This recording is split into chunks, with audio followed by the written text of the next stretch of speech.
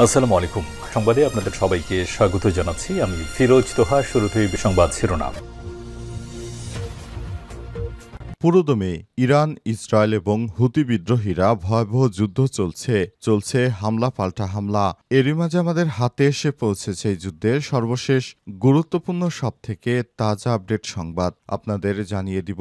প্রথমেই জানাবো ইসরায়েলের বিরুদ্ধে চতুর্থ পর্যায়ে নৌ অবরোধের ঘোষণা ইয়েমেনের। গাজায় ইসরায়েলের আগ্রাসনের বিরুদ্ধে সামরিক প্রতিরোধ আরও জোরদার করার ঘোষণা দিয়েছে ইয়েমেন। আজ এক বিবৃতিতে ইয়েমেনের সশস্ত্র বাহিনীর মুখপাত্র ইয়াহিয়া সারি এই ঘোষণা দেন।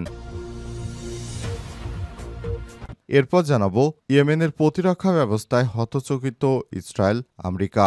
সম্প্রতি ইসরায়েলি বাহিনী বড় পরিসরে বিমান হামলার প্রতিক্রিয়ায় ইয়েমেনের হুতি নিয়ন্ত্রিত সামরিক বাহিনী নিজেদের তৈরি অত্যাধুনিক বিমান প্রতিরক্ষা ব্যবস্থা প্রকাশ করেছে, যা ইসরায়েলকে বড় ধাক্কা দিয়েছে। সব প্রতিরক্ষা ব্যবস্থা এতটাই কার্যকর প্রমাণিত হয়েছে যে হামলায় অংশ নেওয়া অনেক ইসরায়েলি যুদ্ধবিমান পালিয়ে যেতে বাধ্য হয়েছে।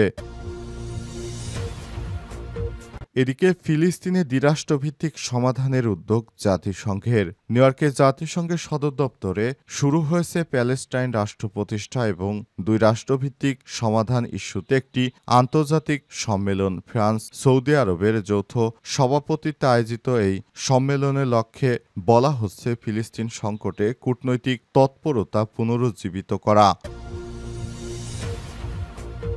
এদিকে ইরান সফরে যাচ্ছে আইএইএ প্রধান। পরমাণু প্রশ্নে নতুন মোড়। জাতিসংঘের পরমাণু শক্তি বিষয়ক সংস্থা আইএইএ আগামী 2 সপ্তাহের মধ্যে ইরান সফরে যাচ্ছে। আজ দেশটির পররাষ্ট্র মন্ত্রণালয়ের মুখপাত্র ইসমাইল বাঘেই এই তথ্য নিশ্চিত করে বলেছেন খবর বার্তা সংস্থা রয়টার্সের।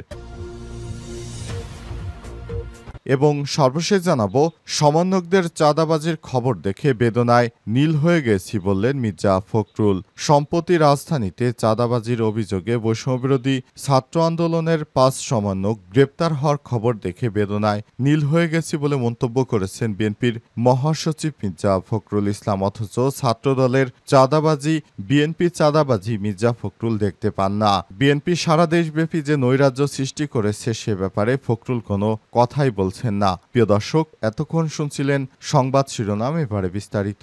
তবে তার আগে বন্ধুরা অনুরোধ থাকবে এই সংবাদটিতে একটি লাইক দিন। এই চ্যানেলে আপনি নতুন হয়ে থাকলে আমাদের সংবাদটি দেখতে দেখতে চ্যানেলটি সাবস্ক্রাইব করে রাখুন। কমেন্ট করে বন্ধুরা আপনার মূল্যবান মতামত জানিয়ে দিন আপনি বিশ্বের কোন দেশ থেকে বা বাংলাদেশের কোন স্থান থেকে আমাদের সংবাদটি দেখছেন এবং শুনছেন। আর বন্ধুরা, গাজা যুদ্ধে আপনি যদি নিরীহ ফিলিস্তিনিদের ভালোবেসে থাকেন কমেন্টে ইয়েস লিখে বিশ্ববাসীকে জানিয়ে দিন। সংবাদটি আপনার সোশ্যাল মিডিয়া ফেসবুকে শেয়ার করে বন্ধুদেরও দেখার সুযোগ করে দিন। এবারে বিস্তারিত। ইসরায়েলের বিরুদ্ধে চতুর্থ পর্যায়ে নৌ অবরোধ শুরুর ঘোষণা ইয়েমেনের। গাজায় ইসরায়েলের আগ্রাসনের বিরুদ্ধে সামরিক প্রতিরোধ আরও জোরালো করার ঘোষণা দিয়েছে ইয়েমেন। আজ এক বিবৃতিতে ইয়েমেনের সশস্ত্র বাহিনীর মুখপাত্র ব্রিগেডিয়ার জেনারেল ইয়াহিয়া সারি জানিয়েছেন, ইসরায়েল গাজায় গণহত্যা, ধ্বংসযজ্ঞ ও অবরোধ বন্ধ না করলে তাদের বিরুদ্ধে চতুর্থ পর্যায়ে নৌ অবরোধ শুরু করা হবে এবং সামরিক হামলা আরও তীব্র করা হবে। আল মাসিরা টেলিভিশনের বার্তাতে 5 টুডে জানিয়েছে, ইয়েমেনি বাহিনীর পক্ষ থেকে জানানো হয়েছে গাজার নিরীহ জনগণের উপর চলমান বিমান হামলা, খাদ্য, ওষুধের প্রবেশ বাধা এবং দেশগুলোর নীরবতা ইসরায়েলকে উস্কে দিচ্ছে। অবস্থায় ইয়েমেন একমাত্র নৈতিক ও মানবিক দায়বদ্ধতা থেকে প্রতিরোধ এর দাবি জানিয়ে আসছে। ব্রিগেডিয়ার জেনারেল ইয়াহিয়া সারি হুঁশিয়ারি দিয়ে বলেছেন, ইসরায়েলের সমুদ্র বন্দর এর সঙ্গে যুক্ত যে কোনো দেশ বা কোম্পানির জাহাজ এখন থেকে ইয়েমেনি ক্ষেপণাস্ত্র ও ড্রোন হামলার আওতায় পড়বে। তারা যে কোনো ধরনের মালিকানা হোক না কেন, ইয়েমেনি সশস্ত্র বাহিনী সেসব জাহাজকে বৈধ লক্ষ্যবস্তু হিসেবে বিবেচনা করবে। তিনি আরও বলেছেন, এই বিবৃতি প্রচারের সঙ্গে সঙ্গে বিশ্বজুড়ে সব শিপিং কোম্পানিগুলোকে সতর্ক করছি, ইসরায়েলি বন্দরগুলোর সঙ্গে যে কোনো রকম সহযোগিতা বন্ধ করতে হবে, অন্যথায় তাদের জাহাজে যে কোনো মুহূর্তে হামলার শিকার হতে পারে। জেনারেল ইয়াহিয়া সারিয়ার স্পষ্ট করে বলেছেন, ইসরায়েল যদি চায় উত্তেজনা প্রশমিত হোক, তবে তাদের অবিলম্বে গাজা উপত্যকার উপর থেকে অবরোধ তুলে নিতে হবে এবং বর্বর আগ্রাসন বন্ধ করতে হবে, অন্যথায় আমাদের সামরিক ও সমুদ্র অবরোধ অভিযান অব্যাহত থাকবে। তিনি আরও জোর দিয়ে বলেছেন, ইয়েমেনি সশস্ত্র বাহিনী ফিলিস্তিনিদের উপর নিপীড়নের বিরুদ্ধে একটি নৈতিক ও মানবিক অবস্থান নিয়েছে। আমরা কেবল তখনই সামরিক অভিযান বন্ধ করব যখন গাজার অনুরোধ পুরোপুরি প্রত্যাহার করা হবে। ইসরায়েলি আগ্রাসনের বিরুদ্ধে ইয়েমেনের এই চতুর্থ দফা নৌ অবরোধ বিশ্বজুড়ে জাহাজ চলাচল ও বাণিজ্যে বড় ধরনের নেতিবাচক প্রভাব ফেলতে পারে বলে আশঙ্কা করা হচ্ছে। ইয়েমেনের প্রতিরক্ষা ব্যবস্থায় হতচকিত ইসরায়েল এবং যুক্তরাষ্ট্র।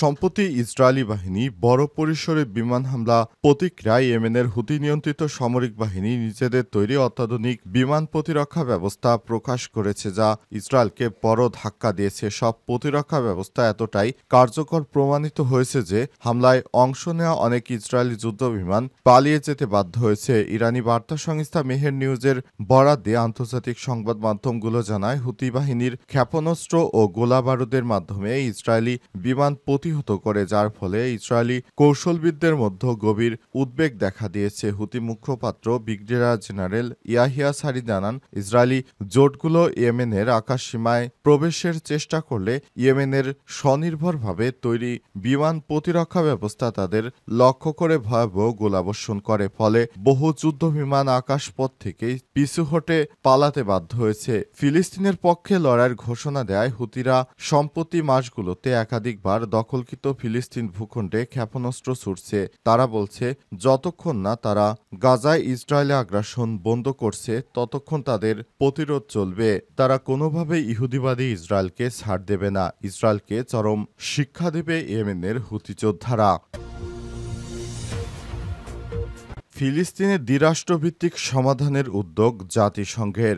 নিউ ইয়র্কে জাতিসংঘের সদর দপ্তরে আজ শুরু হয়েছে প্যালেস্টাইন রাষ্ট্র প্রতিষ্ঠা এবং দুই রাষ্ট্রভিত্তিক সমাধান ইস্যুতে একটি আন্তর্জাতিক সম্মেলন। ফ্রান্স, সৌদি আরবের যৌথ সভাপতিত্বে আয়োজিত এই সম্মেলনের প্রধান লক্ষ্য হচ্ছে ফিলিস্তিন সংকটে কূটনৈতিক তৎপরতা পুনরুজ্জীবিত করা। তবে উদ্বেগের বিষয় হল, সম্মিলিত একাধিক দাবি ফিলিস্তিনের উপর চাপানো হলে দখলদার শক্তি ইসরায়েলের উপর কোনো ধরনের সত্য বা দায়িত্ব আরোপ করা হয়নি। দুই দিনব্যাপী সম্মেলনের পররাষ্ট্রমন্ত্রী পর্যায়ে আলোচনার পর সেপ্টেম্বরে জাতিসংঘের সাধারণ পরিষদের অধিবেশনের সময় বা সম্ভবত প্যারিসে রাষ্ট্রপ্রধানদের অংশগ্রহণের দ্বিতীয় ধাপের আলোচনার পরিকল্পনা রয়েছে। মূলত গত জুনে এই সম্মেলন হওয়ার কথা থাকলেও ইসরায়েল ইরান যুদ্ধের কারণে তা পিছিয়ে যায়। আল আরাবিয়া আল জাদিদকে দেওয়া এক বিশেষ সাক্ষাৎকারে জাতিসংঘের ফিলিস্তিনের প্রতিনিধি রিয়াদ মানসুর জানান, রামাল্লা এই সম্মেলনের মাধ্যমে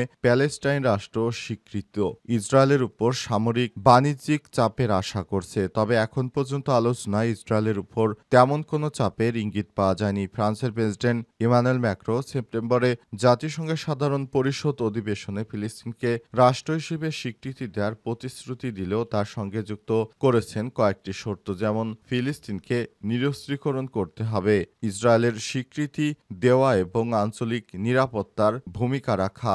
নিউ ইয়র্কে ফরাসি এক সিনিয়র কূটনৈতিকের বরাতে জানা গেছে, ফ্রান্স চারটি লক্ষ্যকে সামনে রেখে একটি কাঠামোর কথা বলছে। প্রথমত, ফিলিস্তিন রাষ্ট্রের স্বীকৃতি বৃদ্ধি। দ্বিতীয়ত, আরব ইসলামী দেশগুলোর সঙ্গে ইসরায়েলের সম্পর্ক স্বাভাবিকীকরণ, যা রাষ্ট্র প্রতিষ্ঠার কার্যকর পথের উপর নির্ভরশীল। তৃতীয়ত, ফিলিস্তিনের অভ্যন্তরীণ রাজনৈতিক সংস্কার এবং সর্বশেষ হামাসের সম্পূর্ণ নিরস্ত্রীকরণ।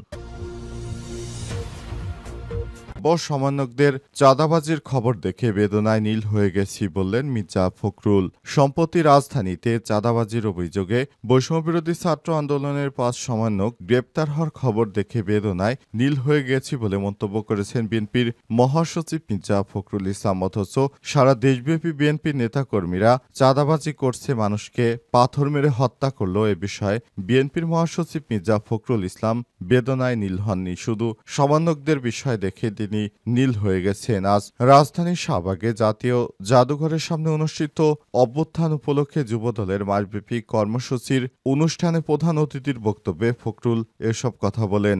অন্তর্বর্তীকালীন সরকারের প্রধান উপদেষ্টা প্রফেসর ডক্টর মোহাম্মদ ইউনূস ক্ষমতায় আসার পর থেকেই বিএনপি সারা দেশব্যাপী চাঁদাবাজি শুরু করেছে। ৫ সমন্বয়ক গ্রেপ্তারের প্রসঙ্গ তুলে মির্জা ফখরুল বলেন, পত্রিকার পাতা খুললেই মনে হচ্ছে বেদনায় নীল হয়ে যায়। পুলিশ ৫ জন সমন্বয়ক সমন্বয়ককে গ্রেপ্তার করেছে। তারা একটি বাড়িতে ঢুকে এক সাবেক সংসদ সদস্যের কাছ থেকে ৫০ লক্ষ টাকা চাঁদা দাবি করেছে। তিনি বলেন, এই পরিণতি, এটি কি আমরা চেয়েছিলাম? দেশের মানুষ কি কেউ এটা চেয়েছিল? এত তাড়াতাড়ি যদি এই ঘটনা ঘটে, ১ বছরও হয়নি, তাহলে আমাদের ভবিষ্যৎ কি? মির্জা ফখরুল বলেছেন, আজ টেলিভিশন পত্রপত্রিকায় বারবার করে ডিবি অফিসের ছবি দেখানো হচ্ছে। আমাদের নেতাকর্মীরা যাদের তুলে নেওয়া হয়েছিল, হাত পা ভেঙে দেয়া হয়েছিল, ঝুলিয়ে পিটিয়ে মারা হয়েছিল, এমনকি আমাদের জুনিয়র লিডার টুকু সাহেবকে পর্যন্ত সেদিন ছাড় দেওয়া হয়নি। কই আমাদের সাংবাদিক ভাইয়েরা তো তাদের ছবি ছাপেন না। বিএনপি চেয়ারপারসন খালেদা জিয়াকে মিথ্যা মামলায় ফাঁসানো, একটি পরিত্যক্ত কারাগারে পাঠানো উল্লেখ করে তিনি বলেছেন, এসব বিষয়ে এখন কেউ কথা বলে না, অথচ দেশের গণতন্ত্রের জন্য খালেদা জিয়া তার জীবন ও সবকিছু ত্যাগ করেছে। খালেদা জিয়াকে নিয়ে জনমত গড়ে তোলার আহ্বান জানান তিনি। বিএনপিকে বেকায়দায় ফেলতে যারা নানা রকমের চাপের সৃষ্টি করছে, তাদের সেই চেষ্টা কখনোই সফল হবে না বলে মন্তব্য করেছেন বিএনপির মহাসচিব মির্জা ফখরুল।